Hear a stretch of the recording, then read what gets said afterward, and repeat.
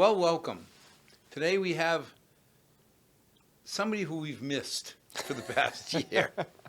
Somebody who guided us and helped our state along as well as our country. So why don't we start with an introduction?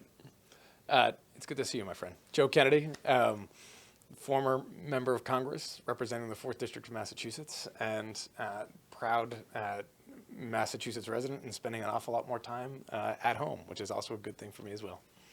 It must be such a change that you have all this time with your children now. It's a big change, and that part of it obviously is a great change, Alan. And as we were just discussing, I was elected back in 2012. I was in my early 30s.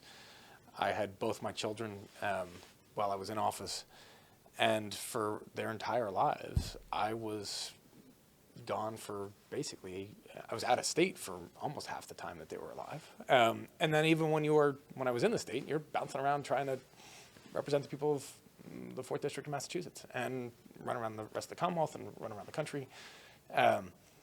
And even when you're home, you've got an awful lot to do and an awful lot of folks that are demanding of your time and attention. And so for the past year, to have been able to kind of resettle that, while they're still young, they just turned 4 and 6, while they still like me, which obviously won't happen forever. It's a ton of fun, right? It's a great age. Every day is an adventure. It's complete and total chaos, but it's the best kind. I wouldn't complain if they woke up a little bit later, but it's great, and that part's been really fun. So now you have all this free time. Right. And then the nonprofits say, Young Joe has all this free time. Right. So the nonprofit thing is a thing.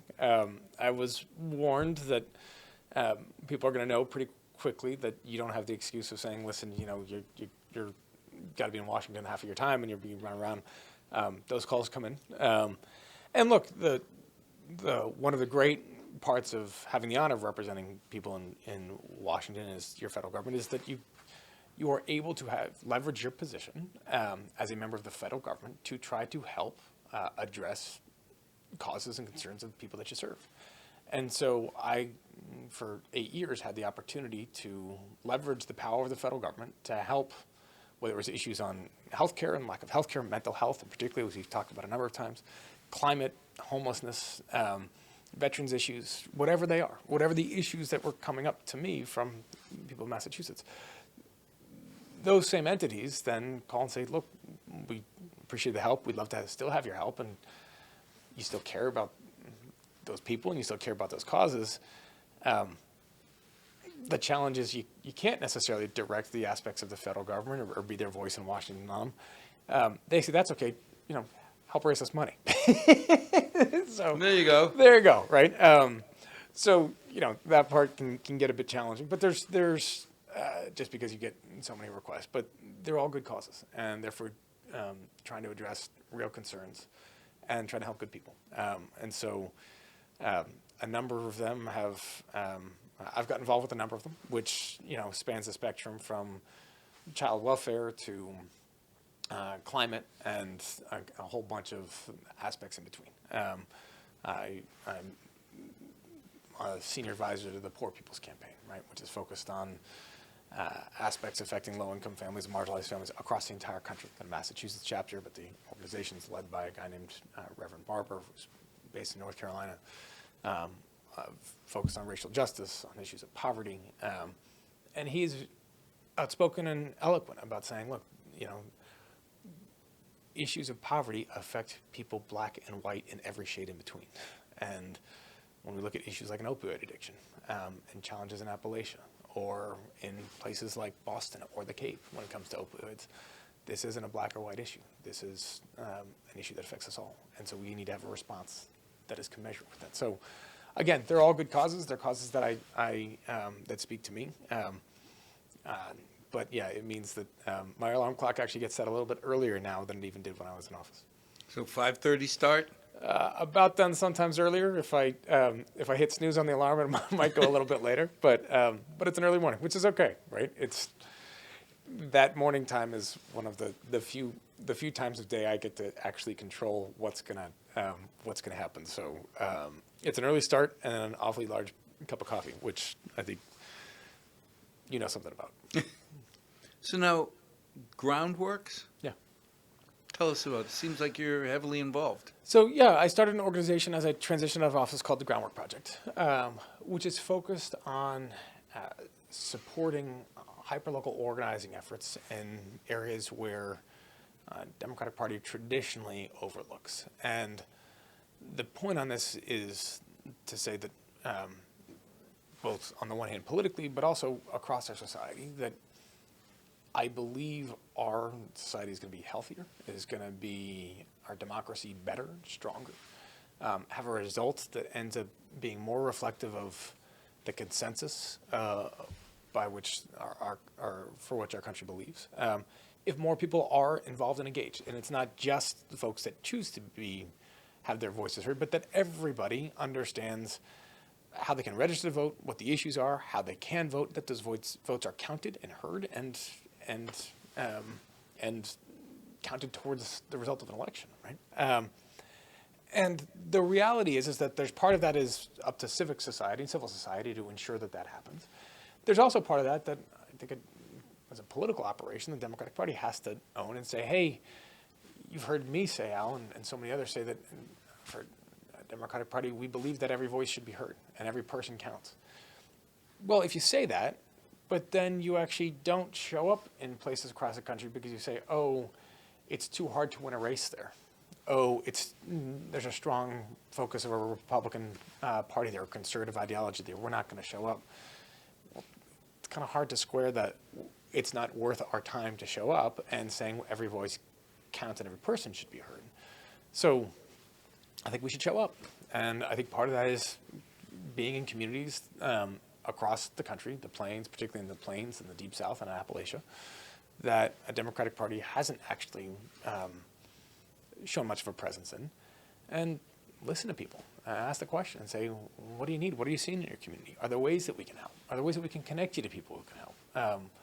What are the issues that you're confronting? And how can we help you address it, understanding that, look, I'm from Newton, Massachusetts. I don't have all the answers. And, parts of this country, right, like there are people from your community that are enormously talented, that are incredibly capable, that need a spotlight or need resources, but don't need anything else. They don't need somebody from Massachusetts telling them what to do. What they need is the ability to scale up their staff and to support their efforts. And that's what we're trying to do, is to help those local efforts and those local leaders that are doing extraordinary work to help ensure that our country gets through this time of remarkable polarization to a time where we all can feel good about the type of political leadership we have, and confident that is the result of the voices of the American people.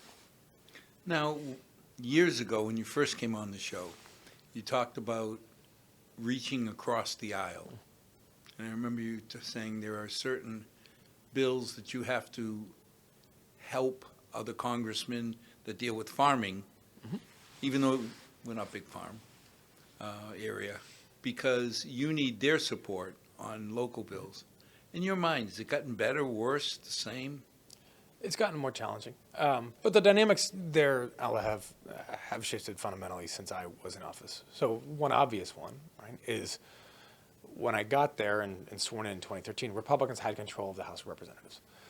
So if I wanted my own bill to pass or be heard and get a vote on the House floor, I needed then Speaker John Boehner or then Paul Ryan to be willing to put the bill on the floor. I needed him to actually want to vote on my bill, which meant I need to have a relationship with enough Republicans to get enough Republican support to get them to say, hey, put Joe's bill on the floor, or this is a bill that Joe's been working on. Can you move it? Which meant I needed to be able to build up those relationships and navigate those relationships. That is obviously a different dynamic when your party's controlling the agenda. You don't need them to do that. Paul Ryan and John Boehner aren't there anymore. Relationships cultivated with some of those leaders doesn't matter anymore.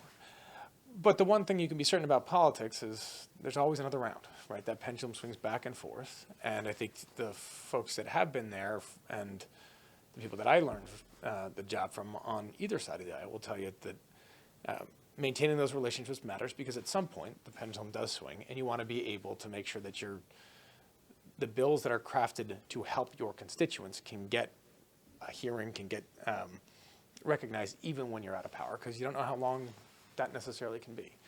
So that dynamic has shifted about who's in charge and who controls that agenda. The other part that's shifted out without question is it is far more partisan than when I left. And it wasn't exactly always warm and fuzzy when I was there. Right? But the partisanship has gotten an awful lot worse. I do think I'm on, in contact with my former colleagues, House or Senate, almost every day. And I think January 6th has had a lot to do with that. Trump administration, obviously, the rhetoric coming out of some members has had a lot to do with that, in my own opinion. And that part is a real tragedy, because the American people deserve a political system that's going to function. That makes it hard to get by some of these, to actually have a system that's functioning. When some of my other former colleagues turn back around and say, hey, that's great, we could work on a tax bill, but you supported people that were literally trying to kill us, right? We have to, this country has to reconcile with what actually transpired that day, what led up to it. And I think that's what the January 6th Commission is trying to do, to put some sunlight on what happened and who was responsible for what happened. But until we can get to a point where you have that spotlight, that sunshine, that truth, it's hard, and it's going to remain hard, and it's raw still down there. And the sooner we can get to a place where that system is functioning better, I think the better for us all. But it's been a year. Mm-hmm. I mean, at the end of the day, Trump is gone. Not according to Trump. Wait, but Joe, I could say I'm young, thin, and have hair. The mirror still shows a fat old bald man. Oh, come on now. Look, I think one of the challenges we are operating in, and this is one of the strong motivations behind the work that we've done at Groundwork, is we are at a time of deep skepticism and distrust of anything that you can't really see or touch or feel. And so a message can come from a national media outlet, right? You say, well, it's fake news. You can say, well, we don't credit the source or the journalist or whoever else that said it.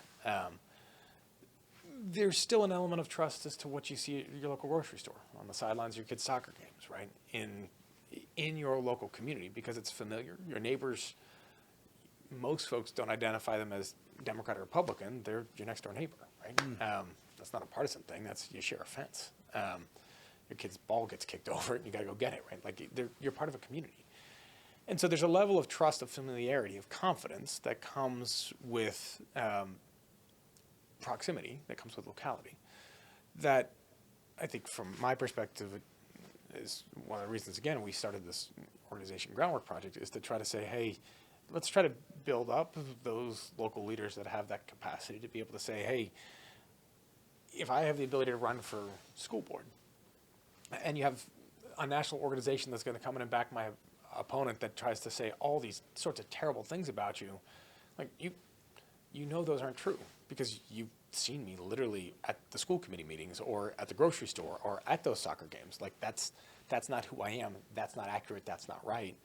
And you can push back against it. And so it's trying to make sure that, again, we have kind of the infrastructure at a local level to enable our public servants to be able to actually do their jobs and voice their opinions, but do that with regards to truth and their opinions and their discernment about what's best. And as the system requires, like, they can be elected or not on that basis. Doesn't mean we're always going to agree, but you should have the ability to actually put forward your platform without worrying whether the Russians are going to mount a disinformation campaign to manipulate that. I've always wondered how well, I'll say foreigners, but non-local groups affect an election. Because like you say, somebody can say, you're bad. And you say, well, no, I've known him for 20 years. But on a national level, I don't know how that works because you don't harder. really get to know your representatives as people. You don't. I mean, Al, from somebody that was, in a somewhat similar position, to a very real extent, that level is dehumanizing, right? You will hear people talk about President Biden, or they'll say Biden or whatever else, the same way or a similar way that you and I would talk about Tom Brady and whether Brady threw a good pass or a Right. bad pass in the last game, and whether he, had some extraordinary game or whether he should have made a different read on some play, right? And we kind of don't think of that person as a person and human beings and the feelings or sentiments that they have and how they interact with their family or how they're going to interpret that praise or criticism. That's a caricature. That's a character that's somebody that you watched on TV on Sunday, or, pick another sporting event or team. It is different when you are obviously in it and you receive that criticism. And folks can say, hey, it's a tough sport. You got to have thick skin. You do have to have thick skin, but you also have to be responsive to your community. And so you have to have some ability to understand that criticism, not necessarily be driven by it, but understand where it's coming from and whether there's a legitimacy to it and how to navigate through it, which gets harder and harder when there's actual organized forces that are pushing it, right? Again, it's one thing to have a debate on you think taxes should be 5%, I think they should be 3%, when we Right. get to 4%. It's another thing where these are debates over, deep aspects of identity that are being pushed by forces that have ulterior motives or are looking to sow literally discord or discomfort within a society. And we it's see that hard to that's have the case. accountability because Yeah. there was a race a few years ago, and I went to my mailbox, and there were pamphlets in there. So when the candidate came on, I said, are you responsible for this fecal matter that was put in my mailbox? Because it's obvious, you know which side it came from, because this candidate is all wrong. And it pointed out everything that could possibly be wrong. It's like, why? You're insulting my intelligence, because on a local election, I know Joe. He's not the devil. May not be perfect, but he's not the devil. So when you have this, Somebody, I was in Philadelphia outside of Philadelphia last fall, at a political event, and somebody had said, kind of tipped their hat to me and said, with all due respect to the gentleman from Massachusetts, Tip O'Neill had this famous line that you know well, all politics is local. He said, not anymore. All politics is national. And that at this point, the local race for things like school board, right, are being driven by these national issues and national referenda on issues like racial justice, on issues around, literally in some cases, issues around whether former President Trump won an election or not, issues around mask mandates and schooling and reopening, right? Issues around, we saw in a recall election yesterday in San Francisco around the renaming of schools. But it becomes, these issues become, the local elections become litmus tests for national ones.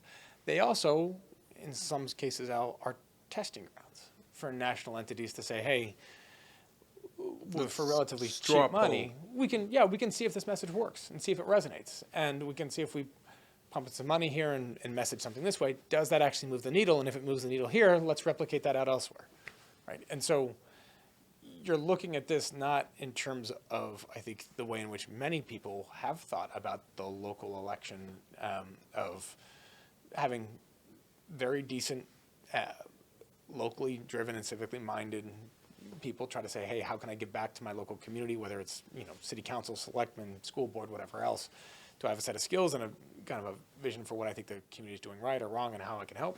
And go through an election and you win or you lose, but like you're trying to do the right thing and it's a neighborly thing to do, and so great.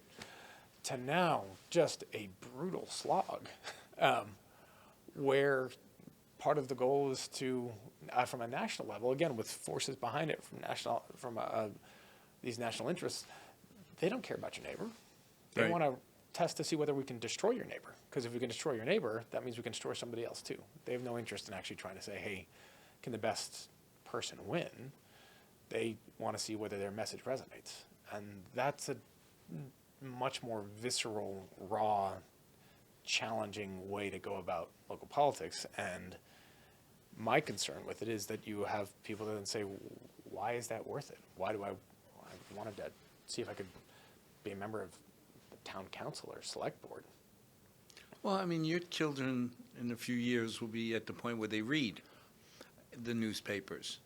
And I can see people saying, Yeah. I don't know, it's like when you're sick. You can be sick and you power through it. Mm-hmm. But if your child is ill, Yeah. it's an emotional drain.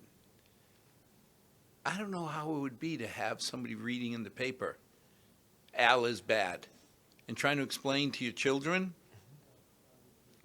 why these people are saying these things. From somebody that had a parent that was obviously in public life when I was young, it's over time I learned that was just kind of the way it was, but that took some learning, right? And it took some understanding that people project onto your family member, your loved one, something that sometimes is great and sometimes isn't, right? But that's a projection that somebody else goes through. And that can be hard for a child to understand, without question. And that, again, is why, at least from my perspective here, one of the ways to insulate our communities from that is to make sure that you have those structures set up to be able to say, where people can say, hey, I might be busy, I don't have all the time to go to every school board meeting or to go to every town meeting. But let's make sure that if you can't make it, you know how to get a copy of the Zoom and you can watch it on tape. Or there's local reporting to tell you if something important happened there, so that there is some level of accountability. Because I agree with you. So how do you decide where to start? I mean, I look at the political maps, and there's a abundance of square states that are painted red. Where do you start if you want to move those blue? One of the things that I, when I was in office, always found useful and instructive is when there was a big news day on something, significant politically. I would, either here or in Washington, I'd see the Boston Globe, I'd see the New York Times, I'd see the Washington Post, you see the Wall Street Journal, you see these big national newspapers and how they handled that news. And then I would go to the museum website. I'm sure you've heard of the museum. It was a museum. There used to be that big building down in D.C. Yeah, exactly right. Dedicated to the news, right, in the First Amendment. But they had over 700 front pages from around the world every day online. And they had over 400 front pages from across the United States. And I would just flip through a couple dozen of them and just say, okay, here's how the New York Times talked about the impact of Robert Mueller testifying in Washington, D.C. about Trump's activities with regards to his election. How did the local newspaper in Alabama or Mississippi or Wyoming handle that? Because I know how the Boston Globe and the New York Times handles it. I saw that front page. But if you didn't get that, if you got the Metro West Daily News, what is the local resident here? How are they going to receive that information? How is that treated? And, Al, it was fascinating over my time in office. You see, one, that a lot of local newspapers are dedicated to just that, local news. They'll take the perspective and get the national news elsewhere. Local news is going to be local. So crime reports, football scores, right? Local football scores, just local stuff, right? Ribbon cuttings. Two, you would recognize that for some of them, you saw when they were owned by the same parent company, because it would be the same front page, Yes. or the same articles across the front page. And with less and less actual local reporting and more cookie cutter reporting, because there was no longer a local news desk. And when I ran for my first race, part of our strategy, there was a lot going on politically in Massachusetts. Mitt Romney was running for president. Liz Warren was running against Senator Scott Brown for the U.S. Senate. We were not the tightest or hottest race in town. We figured we weren't going to get a whole lot of coverage from the Boston media markets. But we focused on the Metro West Daily News, and the Fall River Herald News, and the Taunton Gazette, and focused on making sure that we were in the various parts of Attleboro Sun Chronicle, the local parts of the district, and doing things that would resonate with local community members. Most of those papers now don't have local reporters. Right. Right. Some of them have very few local reporters anymore. And so I look back on what my electoral strategy was.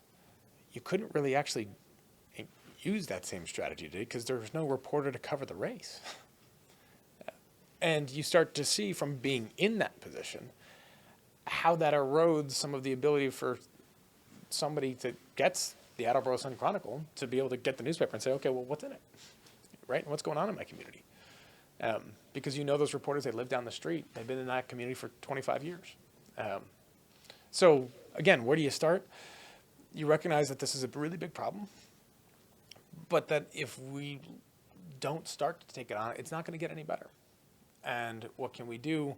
Look, the economics on the decline of local news is one thing that Groundwork can't wholly control. But what we can control is how are we able to help make sure that there are these ties within our communities, the infrastructure underneath our societies to enable people who choose to want to run for office to be able to have the support so that you can get your message, your voice out. And yet it's so critical. I mean, we had a school committee race that was decided with 13 votes. Yep. You know, and you sit there and you shake your head and you say, if you really don't believe your vote matters. Oh, Boston City Council election 2 years ago, one vote. And, you know, look, most elections aren't decided by one vote. And some people say it doesn't matter. One, your vote does. But two, recognize that once that person is in, running against an incumbent is an entirely different deal. And it becomes an awful lot more challenging then. So it is worth, again, making sure that our society has these structures put in place so that people who want to run for office can, that they know how to do it, that they have the ability to get their voices heard and their message out and their ideas expressed, so that citizens then can make an informed decision on it, and an informed decision on that process so we can ensure that they actually are able and eligible to be able to vote. But we still have, that process has myriad hurdles depending on where you are across the country, depending on what election. I remember when former President Trump was complaining that the election was going to be rigged. And I sat there and shook my head and said, he's going to make this the cleanest election, because if I'm a registrar and you're accusing me of funny business, I'm going to go through and make sure that everything is as squeaky clean as it can be. So on the one hand, obviously you're right. There have been numerous investigations into this past election, and not one has actually showed that there's been any sort of fraud at the scale that would turn the turn the results of the election. In fact, the investigations into places like Georgia or Arizona have turned out essentially the opposite. Right. It hasn't stopped him from saying it. Right. It hasn't stopped him from saying things that are just fundamentally untrue. And, you know, I see that, and, you know, it's... Doesn't it wear thin? I mean, I can keep telling you, I'm young, thin, and I have hair.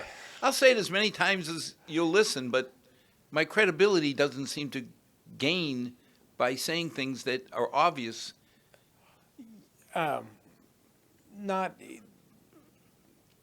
It's not obvious, unfortunately, to everybody. And the fact is that, and look, there's a larger piece to this, which is that a large percentage of our country is upset about where things are and the way things are going, and they're angry. And former President Trump has been able to tap into that anger and use conspiracy theory and misinformation and disinformation to continue to perpetuate a lie, which he does. But he also is aware that people are believing that lie. And he's also aware that it's a lie. But he continues to deliver it. Do people really believe that the election wasn't on the up and up? Some do, yes. They 100%. And what's perhaps most disheartening to me about that is a choice by a man to continue to do perpetuate enormous damage across our country just for the sake of his own ego, because he lost an election. He doesn't have the ability or the willingness to say, I tried, I ran, I was president of the United States, I lost. There's plenty of people that lost an election to be president. It doesn't make you a bad person. But for some reason, he has decided that there's no possible way that people couldn't have voted for him. And he doesn't seem to care the damage that he inflicts on our communities, our society, our country in furtherance of that lie. Will it go away? It's only going to go away if we force it to go away, because he clearly is not going to choose to go quietly off into the sunset, right? Which, again, is the way in which most of our leaders, Democrat or Republican, if they fall short in an election, most of them, right, have either conceded or moved on and just said, even if there's not that phone call saying, hey, we won, we lost, whatever, they it moves. But under our American system, you did what you did, right or wrong. You didn't get elected. Time to move. And that system, the system on the one hand worked enough to force him out. On the other hand, you saw him try to grasp at every single inflection point along the way to try to hold on, including, from some people that learned at one point an awful lot more about the certificate that the administrator of the General Services Administration had to sign in order to initiate the transition that no one had ever heard of before. Right. But all of a sudden, right? I mean, had you ever heard of the Electoral Count Act until No. a couple months ago? I hadn't either, and I was in Congress. But this is the level that we have to get to. Right? Where's the Democratic Party going? I mean, I keep hearing about infighting between, I guess, the There's always infighting in the Democratic Party. I mean, come on. Look, so a couple things. One, are there big questions there about a future Democratic Party? Sure. There always should be. There's big questions about the future of a Republican Party, too. I was going to say, there's no difference. Well, there's no difference in that there's questions. There's a big difference in the questions that are being asked. Big difference in the questions. But I think what people have to, at least what I would ask people to recognize, at least with regard to the Democratic side, I can't speak with authority to the Republican side, is that when it comes to a Democratic side of the aisle, if you aspire to be a big tent and you want people with diverse backgrounds, experiences, ethnicities, religions, histories, geographies, then you're going to have a difference of opinion. That's literally what you are hoping to have, is a difference of people that come together behind a coalition. They're going to think differently. That is a good thing. You have to then unify them behind a leader and series of leaders. That's a hard thing. You're going to have a raucous debate as to whether when we talk about the fact that healthcare in this country should be defined by making sure that you get the healthcare that you need when you need it at a price that you can afford, period, full stop. What is the best way for us to do that? There's plenty of legitimate debate you can have around that, sure. So we're going to debate it.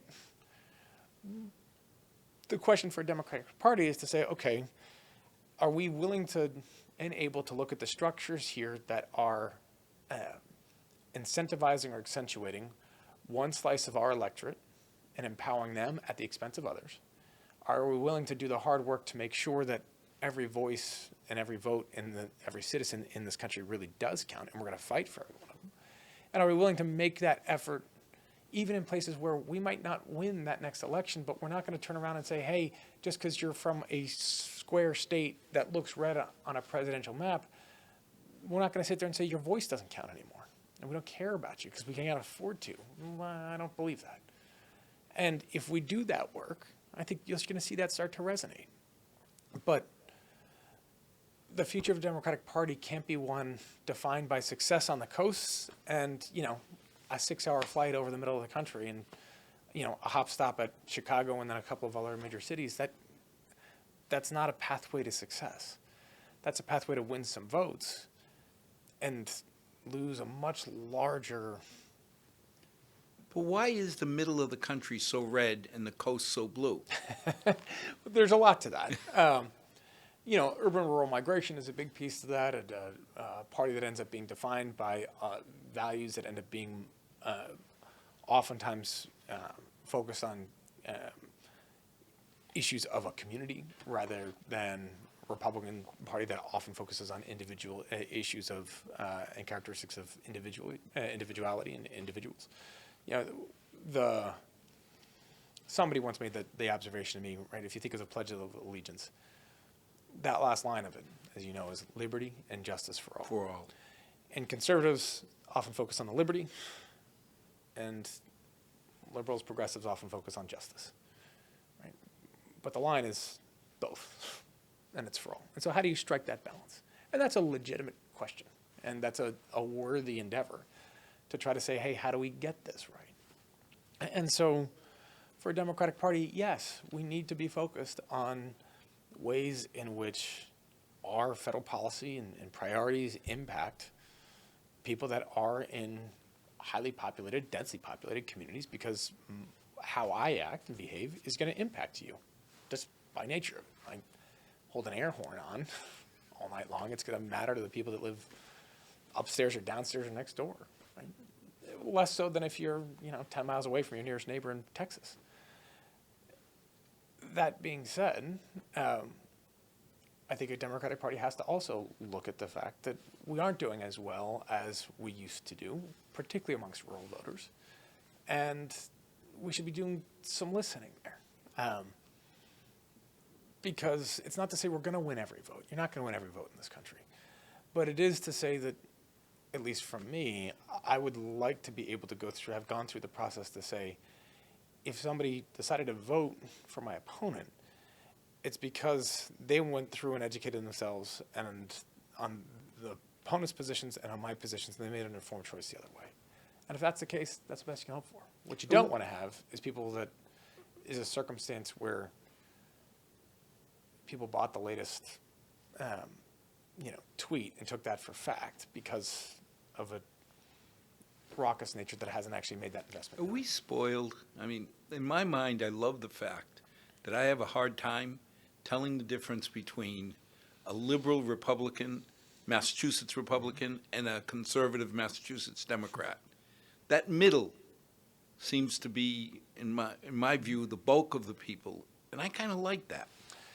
It's interesting. Massachusetts is and has a well-earned reputation for being a very progressive state. The most popular political demographic here is unenrolled independent, by far. The issue, I think that, and I think, look, on the whole, we are blessed with public servants here, regardless of ideology, for the most part, some notable exceptions perhaps, that are trying to do the best for the people that they serve and think that they are doing the best, and are putting themselves out there and the best of their ability to do what they think is right. I'm not sure everybody else can say that.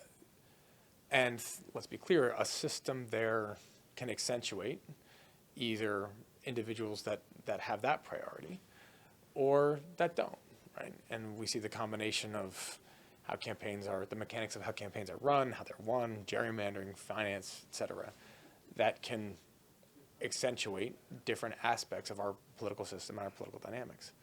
But I think look, as I know folks across the political spectrum, obviously in Massachusetts and at every level of government, and I think we are fortunate that on the whole, most of those folks are doing their best to do what they think is the right thing, right?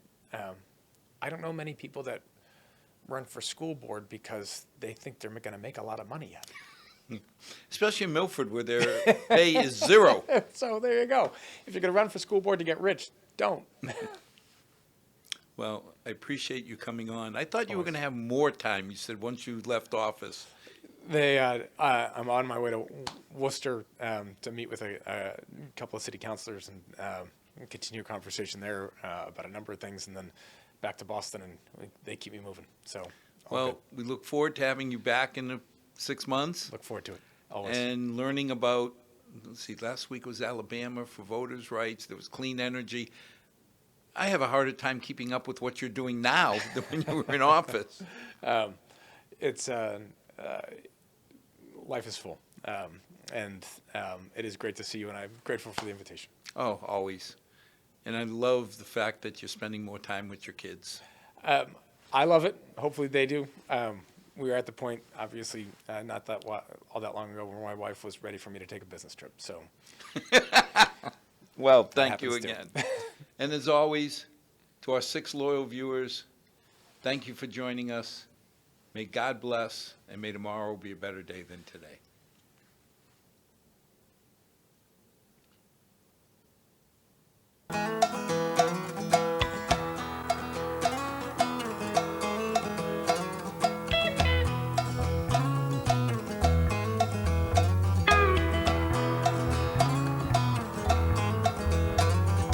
Not too long since I've been home.